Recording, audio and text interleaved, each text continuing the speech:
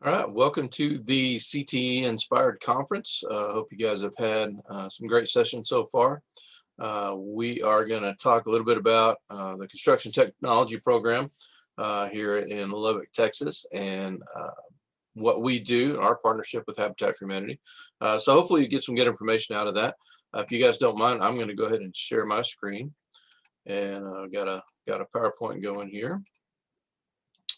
So we'll share that.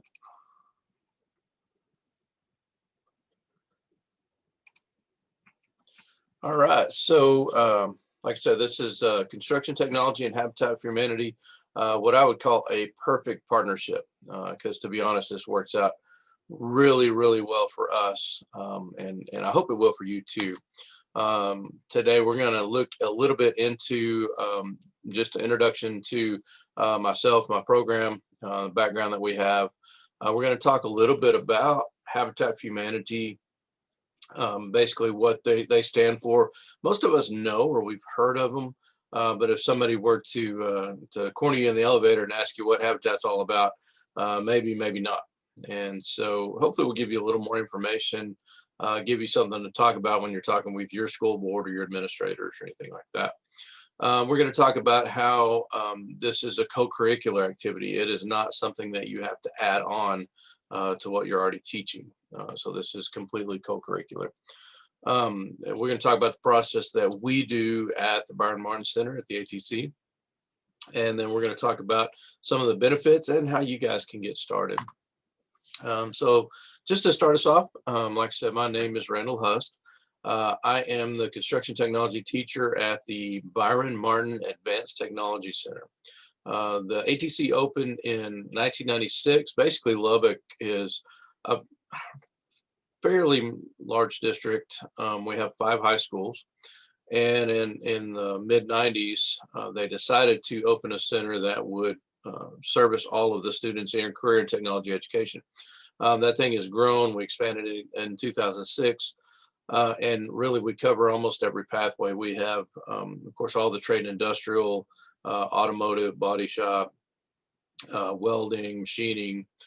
We have, of course, construction technology. We have a plumbing technology program now.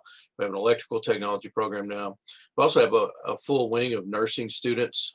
We have over 1,000 kids every day that come through CNA, patient care technician, emergency medical technician. We have a full law enforcement program. We have an advanced culinary program. We have digital graphics and animation. We actually have a fully functioning TV station right at the ATC. So there's just a vast amount of things that the kids can take. They come over, they're bussed over from their high schools, and they spend 2 periods a day with us. And so we get our students basically 85 minutes a day, every day, and we'll have them, of course, it's kind of like double block. So we'll have basically 4 periods a day. First, second are together, third, fourth are together, so forth and so on. So that's basically where I work. This is my 8th year at the ATC and my 8th year teaching. I grew up in the construction industry, did mostly commercial, but also some residential construction. My father was a carpenter and a contractor, and I worked for him for several years, had my own business for several years, and was approached about going into the teaching industry, probably as many of you were. Most of us that are in CTE education, we came from industry, and I actually think that's a great thing. But, so I came through that alternative certification route just like everybody else. Luckily, I walked into a partnership with Habitat for Humanity that was already existing, and just has proved to be really crucial to my program and to what we do. So let's talk just for a second about Habitat. We have a great partnership with our local organization. Habitat for Humanity is actually international. There's an international level, there's a national level, there's a Habitat for Humanity Texas on a state level, and then there are local affiliates. So every different areas run by a local affiliate. The cool thing about it is those local affiliates are almost completely independent. They get a lot of support from Habitat International and the national and state level, but they're run by a board of directors that are right here locally. And so they get to make the decisions here. The money that's raised here stays here. All of those things, they are directly active with those families from the time they get selected all the way through the time they pay off their mortgage 30 years later. So it is truly a home-based situation. Those families actually go through a selection process. And so if a family wants to be a part of Habitat for Humanity, they apply, they go through a class, and then they actually apply. After they apply, they attend some more workshops, helps them complete the application process. And then there's a volunteer selection committee that's for ours is made up of folks from all over town. It's a very diverse group. And they try to identify the folks that are going to be successful with that. They're looking at things like, do they have a steady income?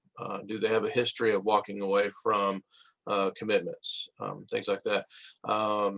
They can't make too much money. If they make too much money, they don't qualify, and Habitat will actually help them get in contact with some other resources that could help them on a different level. Once they're chosen, they're going to do an interview. They're going to do a site visit and things like that. And really, that selection committee, when they're doing their site visit, they're actually doing a site visit of their current home, their current living conditions. What they're looking for is whether or not these families are, for one, if they're in a really nice house, then does it make sense? Is this the greatest need for this person? They're also looking at how they take care of their home. That's something that, because Habitat for Humanity locally, Habitat of Lubbock, actually services the loan, and they keep the loan for the extent, they have the ability to kind of be a little bit choosy on who they select. So they're looking at all those things. Again, they're trying to find the greatest need and the people that are going to be the most successful at that. After they go through that process, they get selected. They have to spend 150 hours in education classes. And then they also have to spend 100 hours of construction, whether it be on their own home or on another person's home. They do have a down payment. It is a mortgage. It's not a free house. I think it's, if I understand correctly, it's a 0% mortgage. But they do have to go through making their payments and all that stuff. And like I said, Habitat for Humanity is actually the mortgage holder.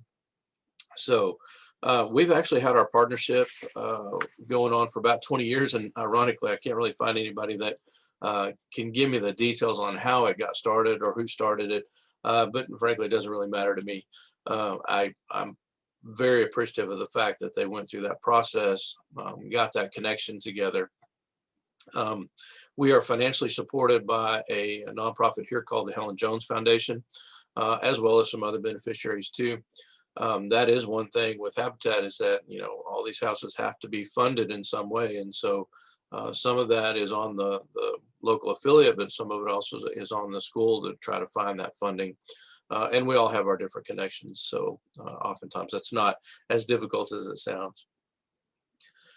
It's a mutually beneficial relationship, and that's one thing I can't stress enough. For Habitat, they receive the benefit of free labor. We are building the house completely. Most Habitat affiliates are like ours, where they'll have a person that's in charge of construction management. As you can imagine, building a Habitat for Humanity house, you have to manage all volunteers who know nothing. They work at a bank and they show up on the weekend and they want to build a house. And so their hands are full. So the fact that they pretty much can be hands off with the houses that we're building makes their job much, much easier. And so that's a great thing. Our partnership enhances Habitat's passion for vocational training. Habitat is obviously very concerned with more folks going into the trades and helping folks get there. This partnership also helps fuel diversity in the workplace. There are not a lot of females that are in the construction industry and the construction trades. And so that's one thing that we can bring to the table as well. As a matter of fact, our construction management person for our local affiliate is a female. And that helps my girls to see this young lady being successful in what she does as well. And then the best thing is that everything that we do in this partnership aligns with our state standards. Now for us, our state standards are what we call the TEKS. That's here in Texas, but I know this is going much broader than Texas. And so I'm sure that you have your own set of standards in your own state. But I just kind of wanted to run through ours just very briefly, just to show you how thorough it is. Obviously, as we're building the house, we're going to focus on safety. So my Construction Technology 1 TEKS and my students, the first thing we're doing is we actually earn our OSHA 10 hour. Um, we go through that process. We go through tool use and knowledge, making sure that they can work safely. And then we get into construction drawings. Now we look at all kinds of different construction drawings, but the one that we're going to spend the most time with, obviously throughout the year, is the Habitat for Humanity house floor plan. And so that's a ready reference, so that as they're going through, they're not just estimating and doing these things in theory. They're actually able to walk out the back door of the shop and look at what this thing looks like in real life. Um, our section 7 of our TEKS talk about wood frame floors, and we are building wood frame floors. So again, we go through that process. We go out and build it. Wall and ceiling framing are in section 8, roof framing in section 9, windows and exterior doors in section 11, and building code requirements in section 12. All of these houses have to be inspected by a building inspector, and so we get that relationship as well. In our second year students, again, they're looking at construction drawings. They're also looking at roofing materials, so that ties in with that section of our TEKS. The insulating process, exterior siding ties in with section 5 of our TEKS. Drywall, tape bed texture, interior doors, the trim work, and the cabinets. All of those things are items in our Texas Essential Knowledge and Skills that we have to meet, and we are doing that exact same thing as we're building this house. And so the marriage for us is seamless. It is completely co-curricular. It's not like I have to teach something in the classroom and then go out and worry about whether or not we're going to get this house done. Basically, I'm teaching the intro to the thing in the classroom. I'm explaining it, and then we're going to walk out of the house. I'm going to demonstrate it, and then I'm going to turn it over to the students and guide them and enable them to complete that process. And so, like I said, it's a seamless co-curricular activity for us, and it lasts pretty much the entire year as we cover that entire range of TEKS. By the way, this is almost 100% of my TEKS that I have to cover are covered right here in this house. There are only a few things that I have to touch, such as concrete, different things like that, that I'm not actually doing something on the house in order to teach that. So to me, that's a pretty big deal. That's pretty huge. It's almost like a textbook right there in the parking lot.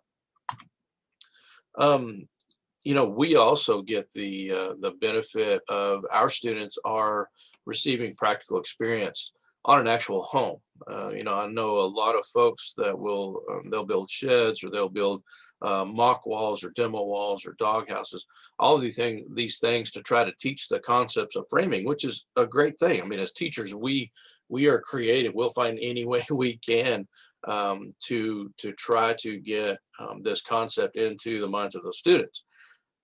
This just takes that to the next level, because they're able to take that, walk outside, and build a house. Not only just build a house, but build a house that they know a family is going to be living in. Some of these students actually know families living in Habitat for Humanity homes, and up until the last few years, they've started going to one single subdivision. Before that, they were scattered all over the neighborhoods. We have a home that we built several years ago, just about 3 blocks away. So these students in these communities, they know these houses, they know the families, and they see the value in it. They get to learn more and more.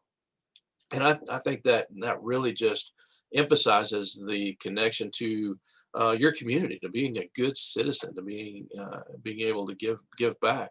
Our students can even participate in the dedication process. So when they go to dedicate the new home, we'll have as many students as we can get. Now, often it's a year later, and so we have to bring those students back in, but they'll get to see the family that's going to receive the home. And it's really cool. It really gives them a sense of pride. It's something that is going to last. It's not going to be torn down and redone the next year. This is a real live house. It's a 1,200 square foot, 3-bedroom home. that people are going to be raising their families in, and they're going to be laughing in, and they're going to be crying in. This is something that is really going to last. And so for us, it's just a huge connection. The process that we go through, as I kind of alluded to on the TEKS, we start out, of course, with our safety stuff, but our first year students are the ones that actually build the house. And the reason being is the framing, all those framing aspects are what are incorporated into our state standards. So we'll begin with blueprint reading. We're blessed to have a parking lot behind our school, and I'll show you some pictures of that towards the end, that is large enough for us to build. We actually have two 1,200 square foot houses out there. And so we start with an empty parking lot. The students learn to read the blueprints, to read the site plan. We actually go out there and we lay out the site. We use batter boards, we use lasers, and we set up everything. And we build a temporary stem wall foundation. We're building a pier and beam house. From that temporary foundation, we build a wood foundation and a subfloor.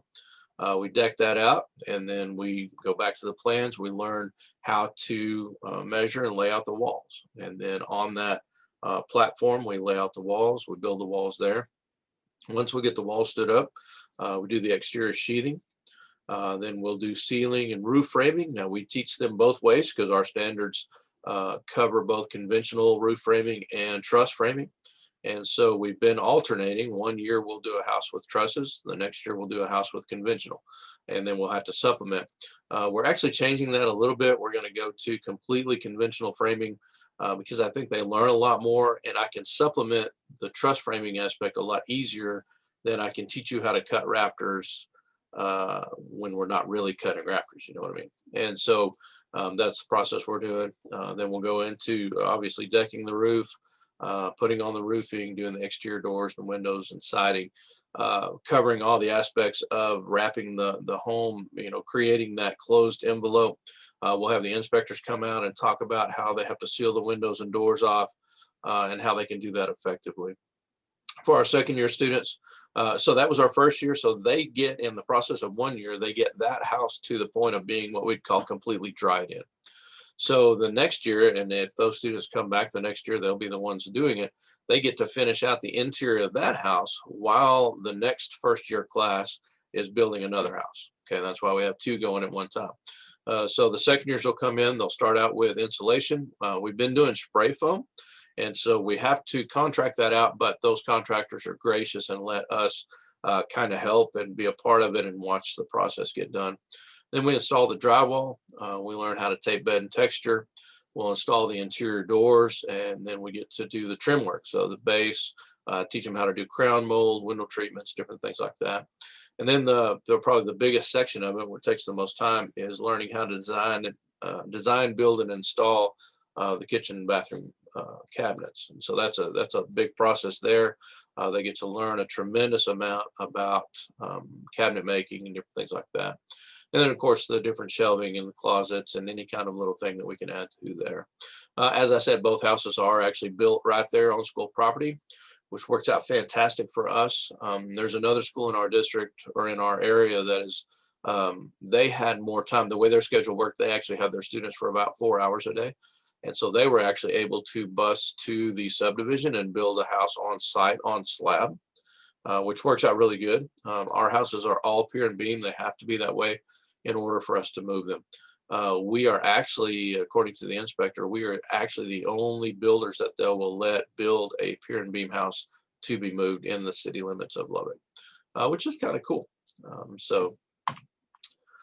Other benefits, the connection to the community, I think, is probably one of the biggest things for your school. That's one of the things that your administrators are really looking at. How are we connecting with our community, both with industry, with parents, with families, and this gives us great community connections. It also gives great visibility for your center.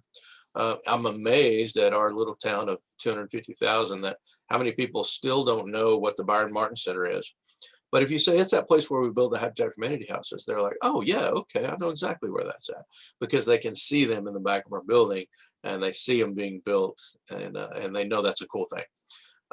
It teaches our students how intricate a building project is, how important it is for all the trades to work together, to communicate well. We now have a plumbing and electrical program, so we no longer have to sub out those aspects of the home. We actually have other classes coming in there, and oftentimes we're out there working together, just like on a job site. So we get to communicate, we get to coordinate our schedules, different things like that. So it's really good for the students to see that aspect of it. It's also good, in my opinion, that we connect our students to a volunteer organization beyond the classroom.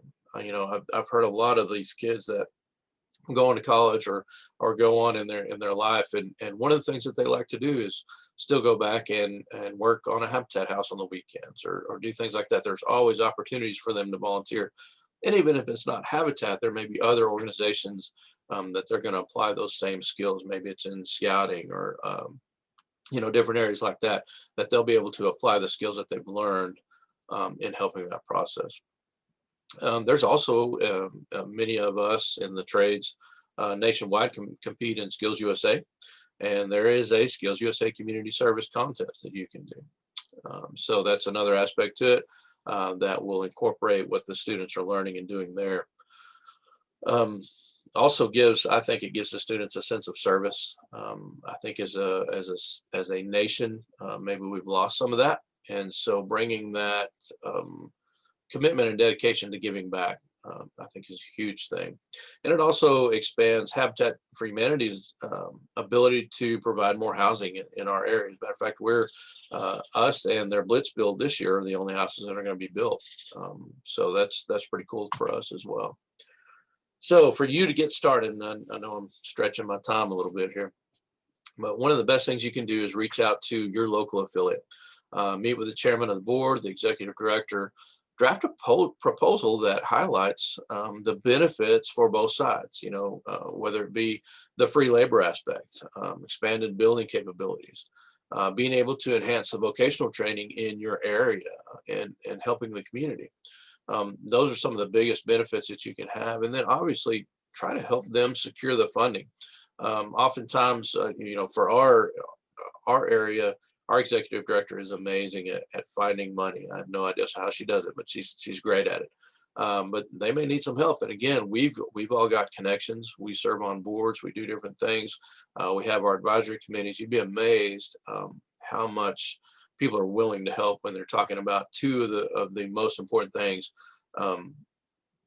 educating students and Habitat for Humanity. And people are all over that. So you would be amazed at how easily you can get funding for these houses.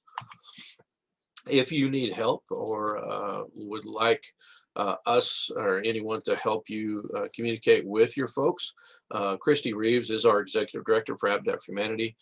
She is more than willing to make phone calls, write letters. She's even willing to travel to go and talk to some folks and help you guys get set up. I'm the same way. This partnership is so critical to everything that we do that I don't know why everybody doesn't do it. And I know that there's all kinds of things out there, but if there's anything I can do to help get that relationship established, there's my contact information there as well, and I am more than willing to phone calls, letters. I'll even come and help visit with folks, whatever we need to do to get this established. It's just that important. It is so mutually beneficial to both Habitat for Humanity and for our educational process for our students, and giving them the essential knowledge and skills that they need. All right, I think we're going to open this up for questions. That's the end of this session. And so I think we'll go live here. And on here's a couple of pictures of my site, just so that you can take a look at that. And with that, I will close this out. Thank you guys so much.